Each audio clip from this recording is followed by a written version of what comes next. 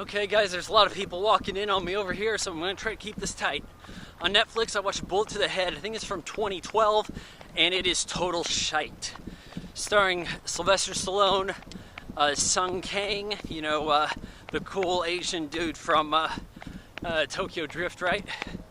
And a few other people, you know, oh shit, the guy with the goddamn, what is it, a quadrant? Aquaman and Sarah Shahi, probably mispronouncing that. I think that's a little kid. I don't know what I'm going to do. Anyways, yeah, this movie looks like total garbage. I remember seeing the trailer at some point when I was still reviewing movies. Saw like a trailer for The Last Stand, and then I saw a trailer for this, and this looks straight to video. Put out by Lionsgate, it looks like something that never went to theaters. And I can tell you where most of the money went. It was in paying Sylvester Stallone. That's how he rolls. He would rather get his money than have the project be good. Just totally handicap the project. So, Stallone is a hitman, and it looks like it's filmed on some cheap video. And he's in Crescent City? It's New Orleans, but they don't want to say New Orleans. I don't get it, but there's a lot of character for New Orleans. So you know, why bother? Why make it about New Orleans and not call it New Orleans? Sung Kang is a new detective in town, and Stallone's a hitman whose partner got killed. And he's trying to find out who set him up, and Sung Kang is kind of on the trail too, and then they kind of team up. This is directed by Walter Hill, and you get a little bit of a way lesser 48 Hours vibe. See, 48 Hours works because you have like this talkative, loudmouth, weaker guy whose mouth gets him in trouble kind of stuff. And then you have the tough guy who's quieter. He's grim. Who is what here? Sung Kang is quiet. He's not the tough guy. He's not the funny guy. Stallone's kind of quiet. Somewhat sarcastic, definitely the tough guy. There's no one to play anything off of. It's like the worst chemistry ever. So they're running around and occasionally getting in a gunfight or something. The fights don't look too bad. Jason Momoa, Aquaman, he's a hitman. I guess he said he was like, he was some kind of operative in South Africa or something shit. And he's just going around murdering everybody. And he's taking everybody out, took out Stallone's partner. There's Christian Slater shows up. He's running some kind of eyes wide shut party. And Stallone roughs him up, takes him back to the car. They take him to his hideout. They get some information out of him. He's got a USB drive on a necklace that has information on these guys who are buying up real estate and controlling the cops. So you got crooked cops out there, right? Oh, but Sung Kang will easily go and tell the cops, right? Well, Stallone's got a daughter who, frankly, Sarah Shahi in the face. I mean, we're talking 10. Like, sweet Jesus. Everywhere else, not so bad either. And she's not a terrible actress either. And this is the one time you get to see a whole lot of her.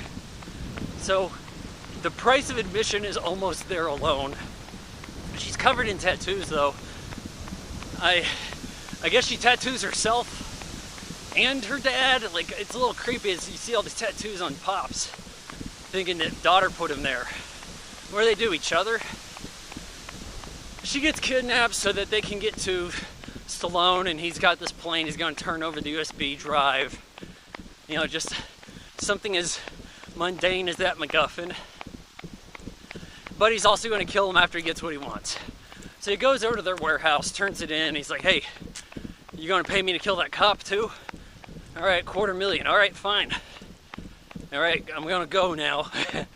And then they're going to let him just go. Then Aquaman gets pissed because he's like, what do you hire me for? That's my price. Now I'm mad. Now I'm killing everybody. He just goes trigger happy, kills everybody for Stallone and Sung Kang pretty much. And then they get into a fight at the end that is the fight between Matrix and Bennett. Oh, hey, I've got a gun, but we're not going to use guns.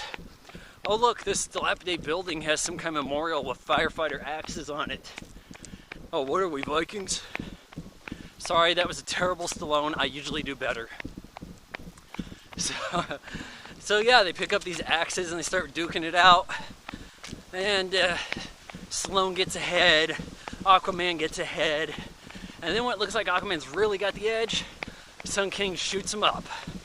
A lot of people getting shot in the head here. A lot of CGI bullet squib stuff. Fairly bloody. There is a couple of decent looking explosions though, which I do like, you know, because nowadays we have fake explosions, which are all too obvious. But yeah, so they're walking away from this okay.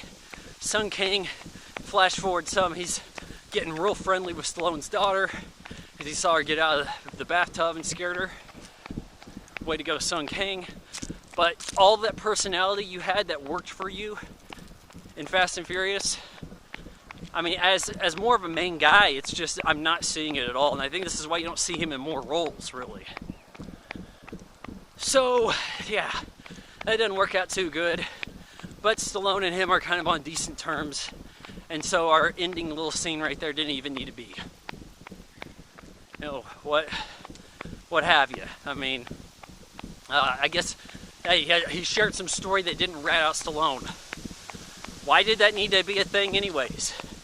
I mean, clearly this one guy just went crazy and killed just about everybody there. Could have just gone with that. Yeah, this movie looks so bad, and the editing makes it even worse. A lot of weird flash frame editing.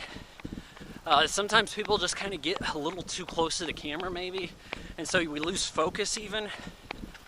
Like, the jokes don't really work. Stallone's are not that awful. Like, you know, he's got some punch in his sarcastic jabs, but, you know, not enough to be the comedy guy. And just the energy is so low, too. Like, there's so many parts where I'm thinking, we need, like, a punchier sound here. We need something, a kind of, like, uplifting score. Something that, oh, hey, now we got to chase. Yeah, why do we got this weird, like, kind of jazz blues thing going that just drowns the movie and just makes it this quagmire of boringness, put you to sleep. Yeah, I can see why people didn't go watch this in droves. Bullet to the head. Oh shit. 1.5 out of 4 stars.